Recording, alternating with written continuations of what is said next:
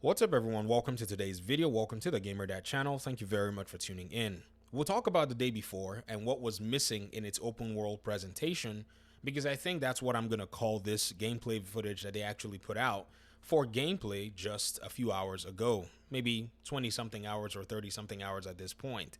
I'm going to do a comparison with Tom Clancy's The Division 1. This is a game that the day before seems to want to maybe, in a sense, mimic or at least take notes from, or maybe even worse, try to snag a portion of its audience in order for them to make their game what it is.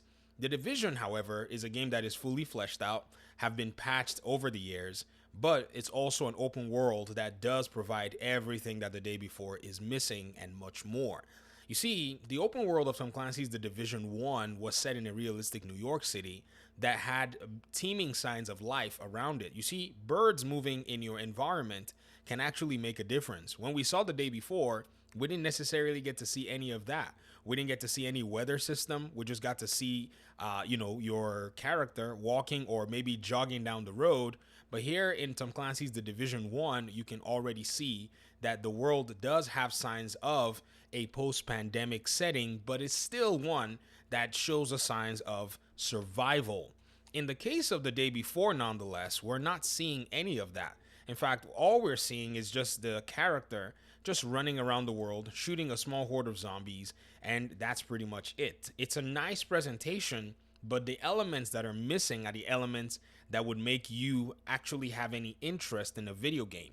Now, granted, as many people may make fun of the day before and say, oh, this game is just not real, I'm not seeing these elements, you also have to remember that even Tom Clancy's The Division, at the time that they did the presentation for this game in some 2013 E3 setting, the graphics and the way the game looked was actually much better than what it is that I have here in my hands playing and doing this showcase for you. And people were quick to criticize it when the game came out, and these were the graphics we got. By the way, this is actually a downgraded version of the Division presentation that we actually got to see in 2015 or so, or 2013. I can't remember exactly what years. But it's still a very good presentation if you actually compare it to any video game of today. But nonetheless, this is something that we got to see. So I see a lot of folk maintaining that, platform. Hence, your world and your game has to make sense. Because even though this is a post-pandemic world you see in The Division, it's been written in that there are still signs of human life trying to restore order back to the world and to the city where things had gone crazy in the first place. So yes, you're going to see, civilians walking around. You're going to see enemy NPCs basically chilling around the corner, and also civvies just, chilling, and they respond to you, by the way. And so it doesn't make the world feel empty. Whereas here with the day before, you're only seeing nothing, basically. And this is where people are saying this game might not necessarily be real. I'm going to add a little bit of nuance to all of this because I feel this conversation is necessary to be had. The day before, in my opinion, is basically a demo for the most part right now. I think somebody went ahead and asked me when I said the game is real. They're like, how do you know the game is real? Have you played it? I'm like, no, I haven't played it, but what the heck do you think they're doing over here? You think they basically called some people together to create some animations that are running around by themselves? What a waste to do that. It's easier for you to be able to fire up Unreal Engine, go to the marketplace and download a bunch of characters. The animation and the code in there to have the character move around for you based on your controller protocols are easy and already basically pre-made. So it makes more sense to me that I think that this is actually more of a demo that is still having its mechanics fleshed out. And that's one thing that's the biggest piece that's missing in this whole conversation. So the developers have not necessarily told us what this game is about. They're basically putting this entire thing here for us to be able to go back and put the pieces together ourselves, which is actually not doing them any good. A lot of people actually, and gamers, actually like to be handheld. This is interesting, isn't it? That gamers want to be handheld through this whole process in terms of how video games are presented. In fact, I saw some comments along the lines of, oh man, I really wish, that they would have actually put some things in place like, how gameplay is and so on and so forth in regard to, basically having people come out and talk about gameplay and all that stuff. And I was laughing because I was like, man, I remember seeing a lot of gamers basically say, oh, I hate the way they do these gameplay things where people start talking about the game. It sounds kind of cringy and blah, blah, blah. but now people are actually going back and asking for it. Sorry, I had enemies try to shoot me here in the Division. I thought I'd pepper them a little bit. I mean, I guess that way you get to see some of the shooting mechanics in the Division and some of the RPG mechanics at play if you've never seen it before. But what I did was I activated a special ability that gave me higher RPM on my weapons. I have skills, I have talents, things that are healing me automatically. And whenever it is that I want to, use a resource, there are a lot of resources that you can use in the game. If I wanted to maybe drink this water to gain, 20% more damage, the animation is there.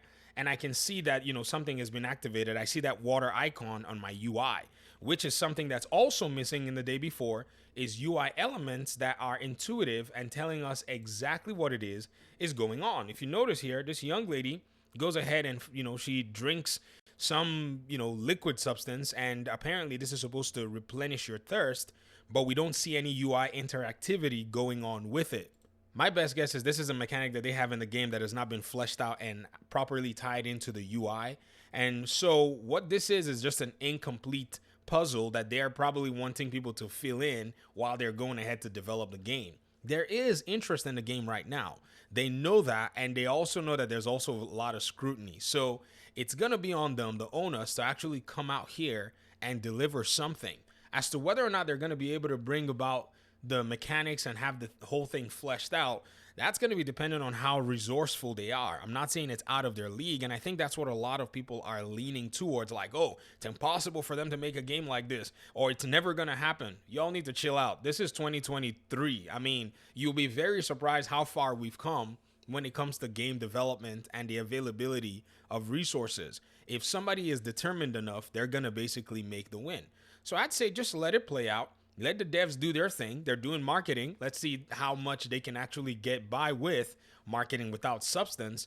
And I feel like they put themselves in a corner. Why go ahead and talk about showcasing gameplay when you're not ready to showcase gameplay mechanics? Everybody is now wise to this entire ruse called video game marketing. And I'm certain that, for most gamers out here, it's something that you're looking forward to in regard to how the game works, but at the same time, you don't want to be taken for a wild ride that things are not going to pan out to what it, actually becomes. So I'm holding my horses. I'm seeing how the day before is coming together. I'm looking at the things that are missing in their showcase and their gameplay, and I'm sure they're working on it. I mean, November is a long time, so that's basically them jumping in, refining their mechanics, and eventually fleshing out the game. I won't be surprised if sometime during the summer we get to see their next phase of development after it's been polished. And you can always assure that they've been working on these other, mechanics as well. It's just time for them to now start to bring it to light to the community, out large. But it's going to be interesting all around, and it's nice to see that, somebody wants to take the initiative and bring a new game to the, community of gamers. But I don't know about their approach. I think the results would probably be able to either, in a sense, maybe it would, I don't know how to say it. It will probably justify everything at the end, or maybe it might become something where it's like they'll learn a lesson never to try to play on the, minds and hearts of gamers at the end of the day. Thanks for watching the video. I appreciate you guys so much, and hopefully we'll talk pretty soon in another one. Peace out.